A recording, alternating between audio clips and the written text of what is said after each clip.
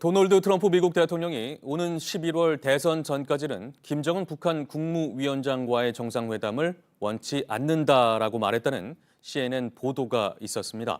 관련 내용 전문가와 함께 이야기 나눠보도록 하겠습니다. 경남대 극동문제연구소 김동혁 교수 나와 계십니다. 네, 안녕하십니까? 예, 안녕하십니까?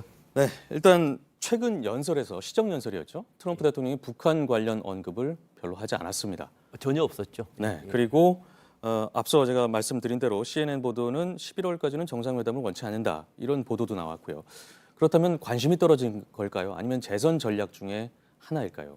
공식 발언은 아니기 때문에 네. 이제 한 달이 건너서 나온 거기 때문에 좀 더 확인해 볼 필요는 있겠지만 네. 사실 이거는 뭐 전략적이라든가 뭐 무슨 의도를 갖고 있다기보다는 이미 예견됐다고 봐야 될 것 같습니다. 이 당연히 어쩌면 미국의 대선 국면에서 어떤 대북 정책, 북한 문제가 네. 어떤 가장 중요한 어떤 핵심 요소로 작용하지 않거든요. 그래서 지난 수년 동안 반복되는 미국의 대선 국면을 보면 딱 대선을 중심으로 좌우 1년, 뭐 짧게 보면 좌우 6개월 동안은 네. 대북 정책이 이루어지지 않았다는 측면을 봐야 되고요. 네. 그다음에 미국의 트럼프 대통령 같은 경우에는 뭐 여러 가지 문제가 많았지 않습니까? 이 문제를 다 극복하고 지금 가장 집중해야 되는 것은 결국은 대선입니다. 예. 북한의 문제는 차후의 문제이고요. 이런 차원에서 결국은 대선을 기준으로 1년, 길게는 1년이고 짧게는 한 6개월 동안 네. 대북 문제는 이미 어떤 뭐랄까요 대선 국면에서 상당히 멀어지는 어떤 의제가 아닌가라고 생각이 됩니다. 일단 정리해보면 재선에 있어서 북한 관련 언급은 별로 도움이 되지도 않고 변수가 되지도 않는다. 그렇습니다. 일단 현재로서는. 그렇습니다. 오히려 그 트럼프 대통령 같은 경우에 많은 분들이 이런 얘기를 합니다. 지금 특별한 그 자신의 업적이 없기 때문에 네. 대북 정책이라도 크게 해서 뭔가 대선으로 가야 된다고 이야기하시는 분들이 좀 있는데요. 네. 그것은 미국의 정치는 그렇지는 않습니다. 미국의 어떤 정치가 어떤 대북 어떤 그 업적을 가지고 대선에 뭐 가거나 그것 때문에 이 대선에 재선을 하는 것은 아니거든요. 오히려 지금 현재 트럼프 대통령이 성급하게 북한과 어떤 뭐랄까요 합의를 맺고 네. 또 근데 그 합의를 가지고 오히려 더 뭐랄까요 설득을 하지 못한다든가 예. 또 오히려 그것을 지키지 못하게 되는 경우에는 오히려 대선에 더 마이너스 요인이 될 수 예. 있어요. 그런 측면에서 놓고 본다면 오히려 합의를 하지 않고 현상 유지 어떤 관리 모드로 들어가는 것이 훨씬 더 트럼프 대통령한테는 유리하다고 보고요. 예. 이것은 최근에 나타난 것이 아니라 지난 6월 30일 날 지난해 네. 6월 30일 날 우리 그 판문점에서 만남이 있었지 않습니까? 이미 그때 트럼프 대통령은 어떤 뭐랄까요 북한하고의 어떤 그 합의라기보다는 관리 모드로 들어갔던 것이 아닌가라고 저는 봅니다. 네, 물론 뭐 교수님 말씀에 많은 분들이 동의를 할 텐데 예. 다만 조금 긍정적으로 보자면 대선이 11월이고요. 그 시간까지는 좀 많은 시간이 남아 있습니다. 지금 뭐 9개월 정도 남아 있죠. 그러면 한반도의 상황이 또 어떻게 변할지 모르거든요. 예. 그렇다면 만약에 북미 협상의 결과 또는 북미 정상회담의 결과가 좋게 나온다면 그리고 이것이 재선에 영향을 긍정적으로 미칠 수 있다면 조금 달리 생각해 볼 수 있는 여지도 있겠죠. 물론 뭐 그런 가능성이 없는 건 아닙니다. 그러나 양쪽 다 지금 지난 그 하노이부터 시작해서 스톡홀름까지 이어지는 것에서 보면 어떤 합의점이 이루기가 대단히 어렵습니다. 굉장히 어렵고요. 네. 서로가 지금 만들어 놓은 어떤 허들, 그러니까 장애물이 너무 많기 때문에 이런 예. 것을 서로가 뭐랄까 해결하기는 상당히 시간이 필요합니다. 이것이 어떤 한두 번의 실무회담이나 네. 또 정상회담을 가지고 이 문제를 해결할 수 없고 또 중요한 것은 합의를 한다 손 치더라도 그것을 이행하는 데 또 시간이 걸립니다. 그러니까 이행하지 않게 되면 더 큰 문제가 되는 거죠. 그래서 이 진 9개월이라는 시간 자체가 대단히 긴 것 같지만 그렇지 않다는 거죠, 사실은요.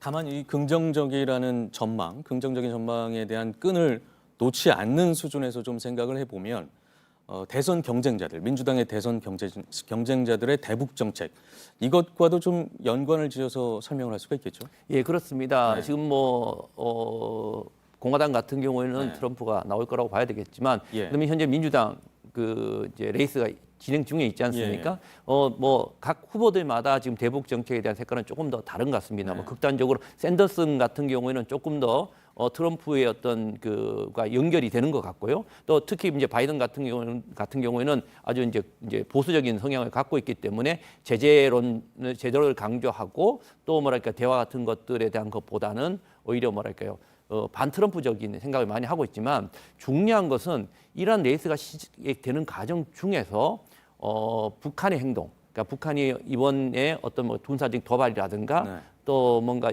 ICBM 발사라든가 이런 것들을 하게 되면 결국은 민주당 진영의 대선 후보들이 대선 공약으로서 트럼프의 어떤 공약, 트럼프의 어떤 업적을 이제 좀 깎아내리면서 그게 반대하는 어떤 대북 정책을 대선 공약으로 내세울 가능성이 많거든요. 표심을 잡기 그렇죠. 위해서. 그럴 예, 수밖에 그렇게 된다고 네. 한다면 결국은 향후 어떤 북한의 어떤 행동, 그 어떤 군사적 도발 이런 행동 자체가 향후 어떤 미국의 그 민주당 대선 후보들, 향후 대선 후보들의 대선 공약하고 연결이 돼서 그것하고 연결이 돼서 결국은 대선 공약이 조금 더 부정적으로 나올 가능성도 네. 충분히 있다고 봅니다. 그 점에서 좀 더 생각을 해보면 도발을 하면 일단 트럼프의 재선에는 좋지가 않잖아요.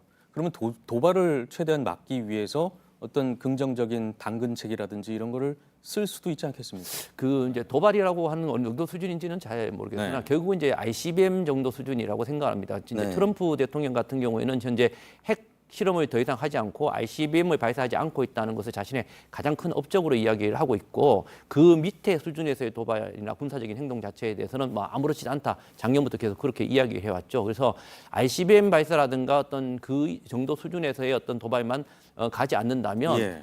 트럼프 입장에서는 대상가도의 어떤 북한 문제, 북핵 문제가 그렇게 큰 지장을 주지 않겠다는 생각을 하고 있는 것 같고요. 네. 이런 차원에서 조금씩 이제 현상 관리를 하고 있고 북한도 ICBM 카드를 쉽게 낼 수는 없을 겁니다. 이런 카드는 어떤 중국 변수도 있고 예. 또 이 카드는 북한이 내밀 수 있는 가장 어떤 마지막 카드라는 측면에서 그렇게 손쉽게 ICBM 직접적인 시험 발사까지 가기는 조금 시간적인 여유가 있지 않을까라고 생각이 됩니다. 예, 뭐 2개 정도 질문을 더 드리겠습니다. 예, 예. 김정은 위원장의 모습이 최근에 보이지가 않습니다. 이게 뭐 코로나 사태 때문일 수도 있고 아니면 미국을 의식한 행보일 수도 있는데 어떻게 보십니까?